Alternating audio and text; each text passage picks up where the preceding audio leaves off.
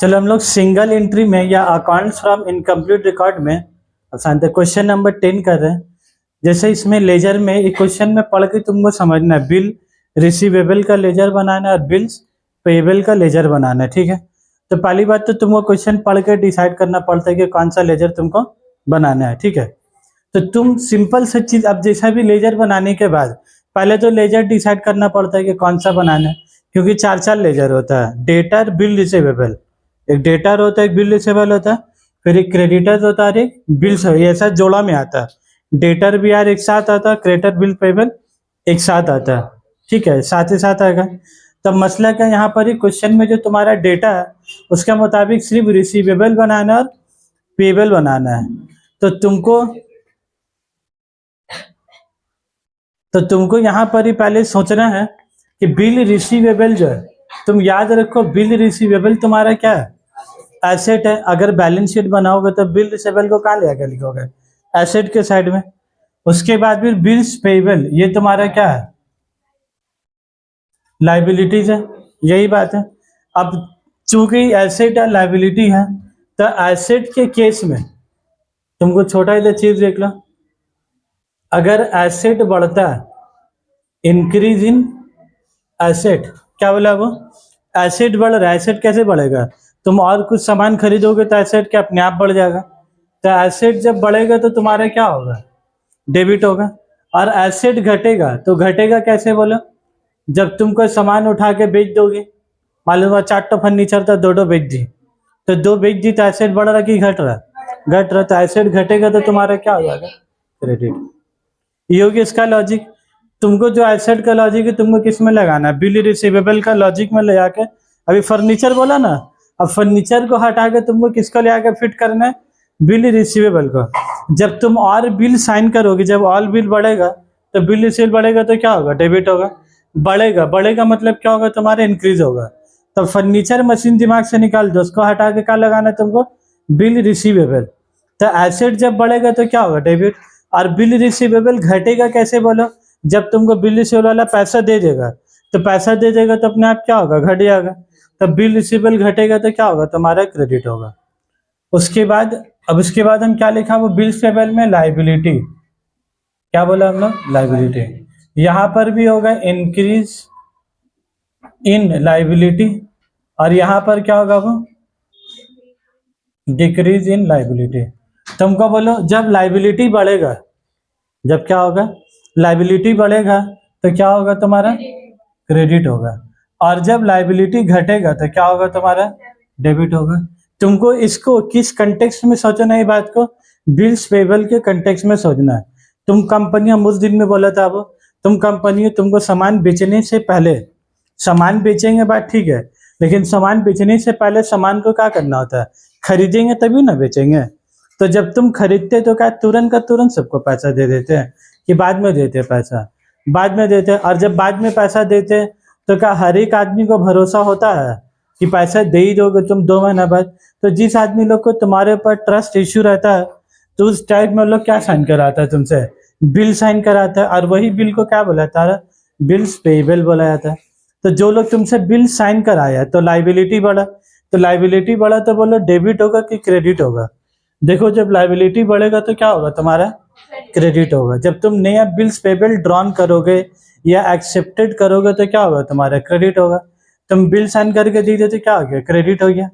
अब 3 महीना बाद समय आया पैसा देने का, 3 महीना बाद फिर तुम जो धार वाला था तुम उसको पैसा लौटा दिए।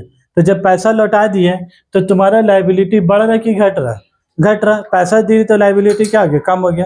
तो bills payable paid, bills payable in cash जो भी होगा तो तुम्हारा क्या होगा, बोला डेबिट हो जाएगा। क्लियर है बात, समझ में आया ना बात।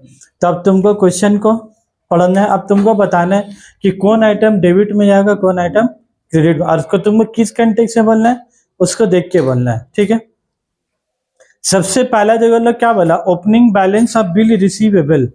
तो ओपनिंग बैलेंस, इन लोग का बिल रिसीवेबल कौन सा बैलेंस होता है तुम्हारा, ओपनिंग बैलेंस मतलब डेबिट बैलेंस। तो 11,000 रुपये डेबिट में लिख दोगे।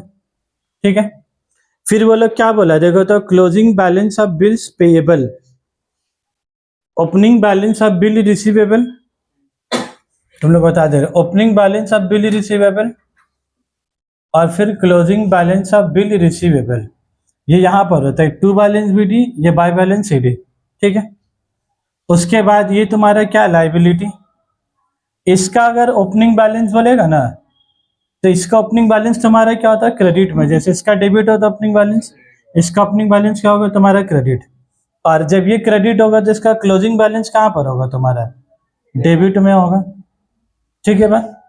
ये ओपनिंग बैलेंस क्लोजिंग बैलेंस, ये opening balance of bills payable, ये closing balance of bills payable, 4 item clear.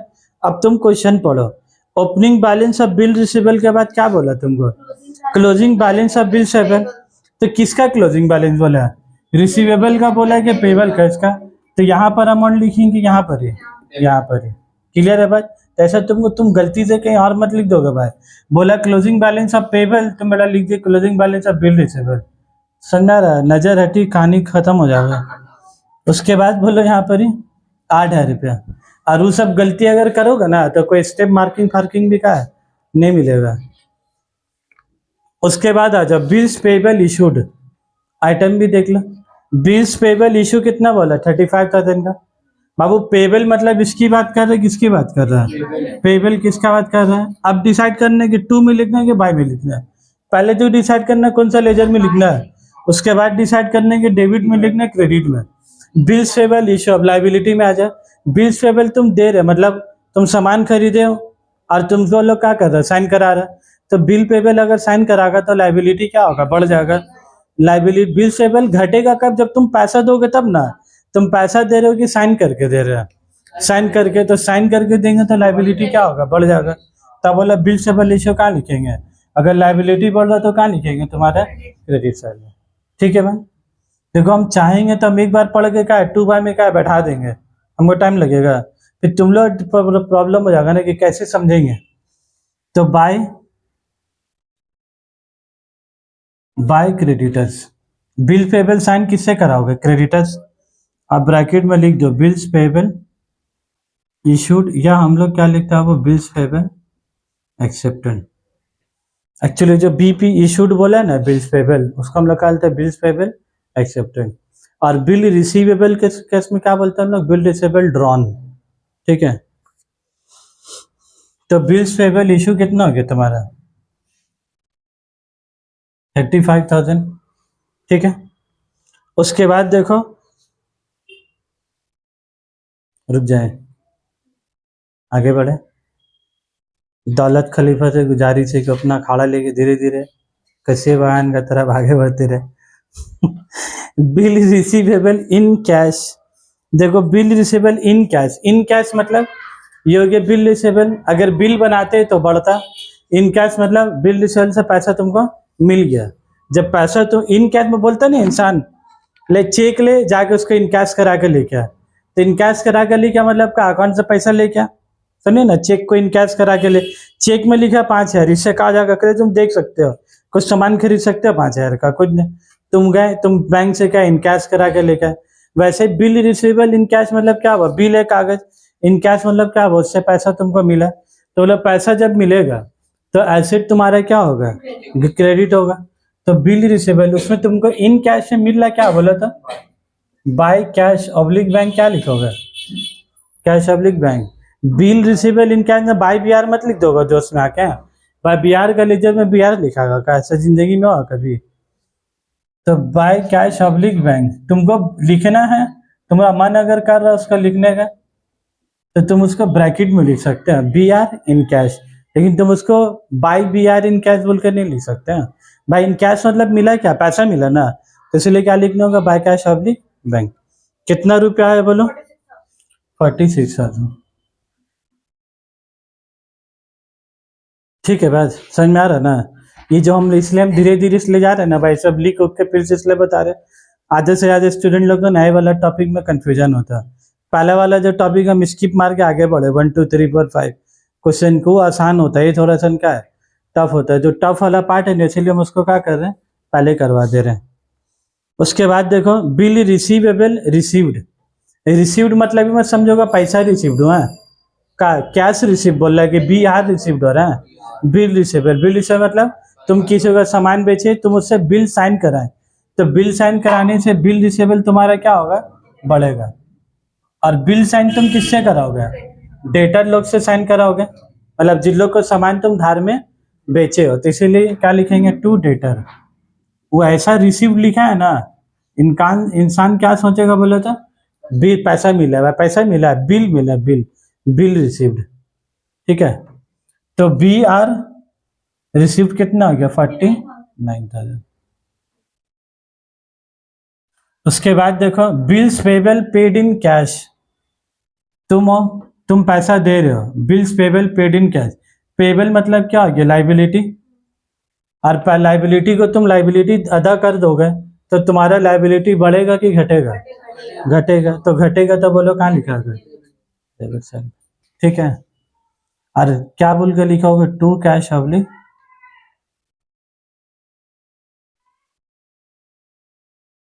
अब समझ में आ रहा है। देखो हम 2 क्लास के चैप्टर को हम समझाया, आज हम फिर क्वेश्चन करा रहे हैं, लेकिन आज फिर समझाने का तरीका थोड़ा सा क्या किया, चेंज किया कि नहीं किया। 2 क्लास में भी समझाया और आज उसी चीज को फिर समझाया, फिर थोड़ा सा अलग का स्टाइल से समझाया, इसलिए अलग अलग स्टाइल से बता दिया, जो स्टाइल तुमको पसंद आ जाए, जैसे भी तुम्हारे दिमाग में क्या खाली चले जाना चाहिए।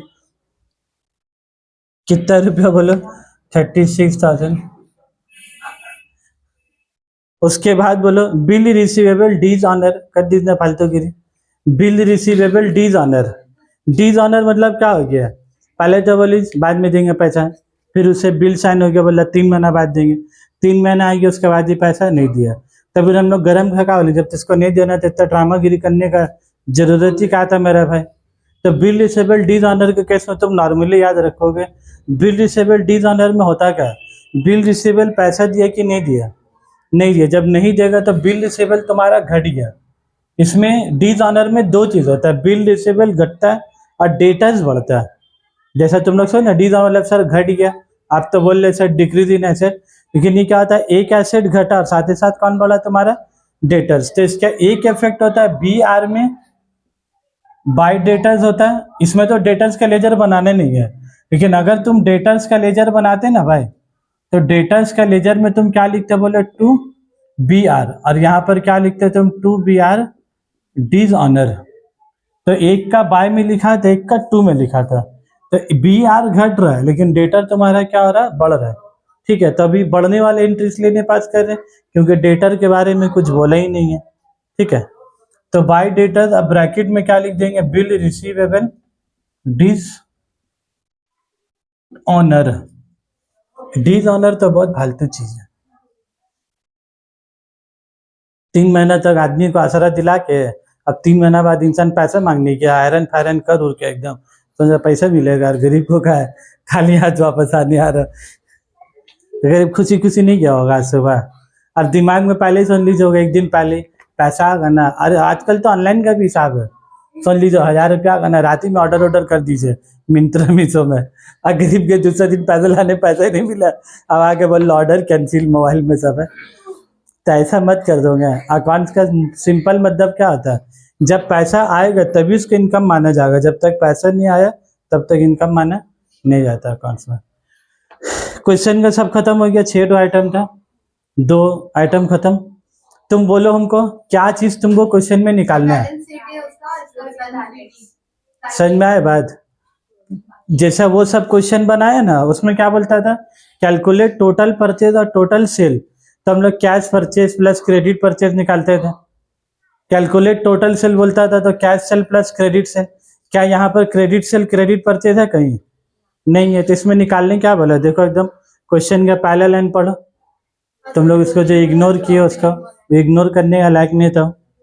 From the following particular ascertain the closing balance of bill receivable account, तो तुम भी देखो तुम्हारा नजर का सामने ये तुम्हारा दिया है, ओपनिंग बैलेंस दिया, क्लोजिंग बैलेंस दिया है, नहीं दिया, तो अगर वो नहीं भी बोलता ना भाई बनो पहले लाइन में, तो भी मर हर हम लोग क्या निकालने होता है, यही वाला निकालने होता है। अब फिर क्या बोला, and opening balance of bills payable, bills payable में तुमको क्वेश्चन में क्या बता दिया, क्लोजिंग बैलेंस, ये लोग तुमको ओपनिंग दिया है, तो हम ये क्वेश्चन छोटा जरूर था, इसमें अलग चीज क्या था, नॉर्मली सब में क्या बोलता है, calculate total purchase total sale, ये क्वेश्चन में क्या बोला, closing balance of bill receivable और opening balance of bill payable.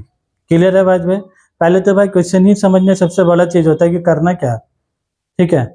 उसके बाद अब तुमको ये निकालना है, ये निकालना है, तो जाहिर सी बात है दोनों को क्या करोगे, ऐड करोगे, और फिर इसको क्या करोगे, ऐड करके उससे क्या करोगे, माइनस, तो अपने आप बैलेंसिंग फिगर क्या निकल जाएगा तुम्हारा, बैलेंस शीट 11 और 49 60, 60 में से हो जाएगा तो कितना बच जाएगा, 13,000 है ना, ठीक है बात। इसको स्टार दे देंगे हम लोग, बैलेंसिंग फिगर का निशानी हम लोग का तारा से हम लोग का बहुत लगा है, ठीक है। तारों के शहर में हम लोग का एक टाइम में बहुत इम्पोर्टेंट होता था, क्या कि तारों के शहर में तकलीफ है बेचारी का, नेहा कक्कड़ का तकलीफ है उसका, बोलती है ना, धरती में दुनिया में प्यार न करने देगी। अब तो कितना तकलीफ हो गाने में उसका, कि लोग हमसे जलते हैं, जलते हैं इस बात में, क्यों इतने खूबसूरत लगते हैं दोनों एक साथ में। 44 में थे, तो इसीलिए हम लोग तब से नहीं गाना, हम लोग तब से हम लोग ये तारा वारा देते हैं, स्टार, ठीक है। कुछ कुछ उस फैन गाना का है, बहुत अच्छा गाना बोला उसमें, समझ नहीं। और हम जब वो गाना को देखा कि लोग हमसे जलते जलते इस बात में, क्यों इतने खूबसूरत लगते हैं दोनों एक साथ में, तो हम जब देखा दोनों एकदम खूबसूरत नहीं लग रहा था। तो हमको लगा वाकई में बहुत हेवी होगा, लेकिन उससे ज्यादा हेवी तार है। और फिर बोलते कि चलो ले चलो मुझे तारों के शहर में, तो लेक तो छत्ता के टेरेस में गाना गाया था, तो उधर से हेलीकॉप्टर आता है, ये लोग दोनों मिलकर हेलीकॉप्टर में चढ़ती है, तो हमको लगता है कि हेलीकॉप्टर में जो लोग चलिए तो वाकई में आसमान आसमान में कहीं ले के जाएगा बहुत दूर, देख रही छत्ते से लेके दूसरे छत्ते में उतार दी है, और बोल रहा है चलो ले चलो तारों के शहर में, बोलना चाहिए चलो ले चलो दूसरा छत्ता में, ऐसा बोलना चाहिए रे।